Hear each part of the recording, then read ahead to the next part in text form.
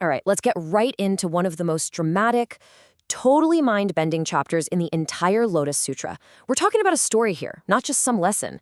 It's this huge cosmic event, a paradox that really challenges everything you think you know about time and reality. So yeah, we're diving headfirst into the action. Think of this whole episode as a huge mystery. It all kicks off with this really beautiful moment of devotion that just gets completely flipped on its head. Okay, so picture this. The Buddha's there, he's preaching. And the crowd? It's packed with these incredible, enlightened beings from all over the universe. They've all come to hear this ultimate teaching. And this is where it all begins. And I mean, you've got to try and wrap your head around the scale of this. We're talking about bodhisattvas, beings of just immense wisdom and compassion. And not just a few. We're talking more of them than grains of sand in 8 Ganges rivers. They all stand up and they make this incredibly sincere promise. They vow to stick around in our world and keep preaching the Lotus Sutra after the Buddha passes on. It's a beautiful, noble offer, right? But then, bam, the shocker. The Buddha just stops them. He completely flat out refuses their offer. He just says, "Stop, good men, there's no need." Can you imagine the silence? The confusion must have just washed over everyone. I mean, why would he turn down such important help? Well, the answer to that question was about to literally shake the world. And what comes next? Wow. It's probably one of the most spectacular scenes in any religious text ever. See, the Buddha's refusal, that wasn't the end of the conversation. Oh no. It was just a warm-up for something truly impossible. All of a sudden, the entire world starts to tremble, violently, and then it just cracks open. Huge fissures start tearing across the land, splitting the earth right in front of this totally stunned audience. You just know something is about to emerge. So now the Buddha explains why he said no. He's like, why? Because right here in this world, I have my own bodhisattvas. And you're thinking, okay, how many? Well, get this. Enough to equal the grains of sand in 60,000 Ganges rivers. It's a number that's just, you can't even really picture it. But you know what?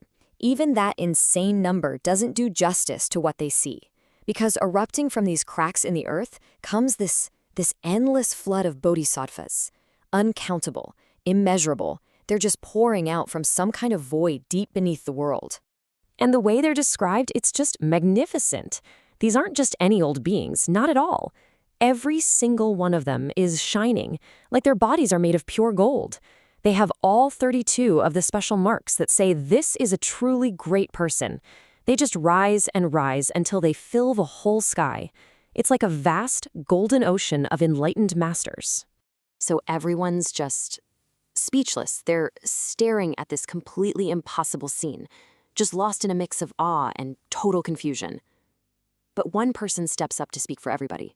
It's the great Bodhisattva Maitreya, the one who's supposed to be the next Buddha. And he has to know what's going on. And he asks the one question on everyone's mind. It just hangs in the air. Where did they come from? Seriously, who are these beings? Why has no one ever seen or even heard of them before? Where did they just appear from? And Maitreya, he's very logical about it. He basically says, look, I've been everywhere. I've traveled through countless lands. I've been to the gatherings of tons of other Buddhas. I know people. And yet, he's looking at this infinite sea of faces, and he doesn't recognize a single one. Not one. Which leads to the real question, who taught them? Who could possibly be their guide? So you can just feel the tension, right? The anticipation is palpable. Maitreya has asked the big question, and now the Buddha is about to give an answer. But instead of clearing things up, it's going to make the mystery even deeper. It's going to create this huge, mind-bending paradox, and then he drops the bombshell. The Buddha just says it. These beings, they were all taught by me. I guided them. I'm the one who caused them to first aspire to the way. I mean, this claim is so huge, so absolutely unbelievable, that it just creates an even bigger puzzle. Because, think about it, the Buddha's answer just doesn't add up. It seems to completely contradict everything they know for a fact about the Buddha's own life. It's a paradox of time. And here's where it gets crystal clear. On one hand, everybody there knows that the Buddha, Shakyamuni, only reached enlightenment a little over 40 years ago.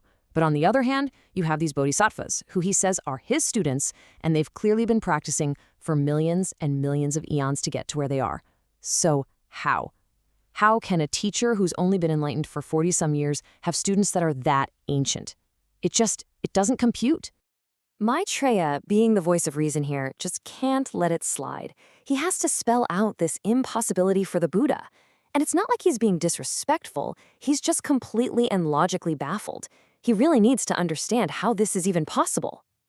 And the analogy he uses to explain how absurd this all sounds is just perfect. He says, it's like a man, maybe 25 years old, with black hair and looking great, who points to a 100-year-old man and says, "This is my son." It's a brilliant way to frame just how wild the Buddha's claim sounds.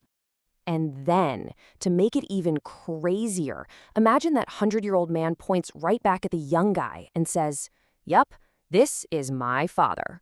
It's a situation that anyone would look at and say, "No way, that's impossible to believe." And so that's where we're left with this massive, profound question. The Buddha's enlightenment happened recently, in historical terms, but his disciples, they're ancient. The math just doesn't work. The timeline makes no sense.